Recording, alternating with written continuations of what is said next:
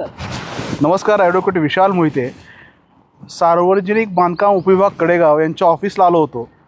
Office आल्यानंतर काही झाडं दिसली. ही तुम्ही सगळी झाडं बघतायत. शासन म्हणतं आम्हाला कोट्यवधी झाडं लावायची आहेत, पण या झाडांना कोण पाणी घालतंय का, कोण काय, निगा कशी राखली जाते बघतोय मी.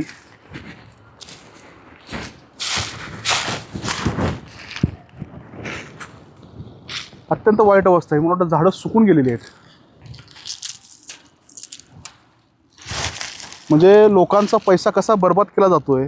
शासन म्हणतं एवढी कोटी झाडं लावायची आहे, तेवढी कोटी झाडं लावायची आहे, आणि काय अवस्था आहे. हा पाचवा झालेला आहे.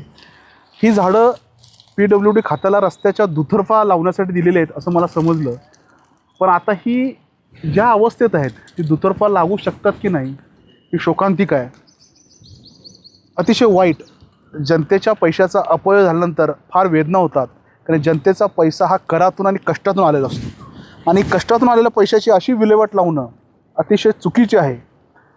मला वाटतं PWD खातं हे कशा सुप्त अवस्थेत, झोपलेल्या अवस्थेत आहे यावरून कळतं आहे. यांनी या झाडांची अप्रत्यक्षरित्या हत्या केलेली आहे, आणि अशा हत्येखोरांना शासन झालं पाहिजे. वाईट वाटलं या झाडांची अवस्था बघून.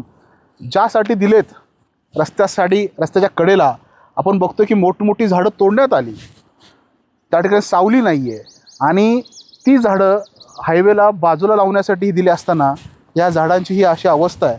तुम्ही बघू शकाल काय अवस्था आहे. वाईट वाटतं. मला वाटतं प्रशासनाने याची दखल घेणं गरजेचं आहे.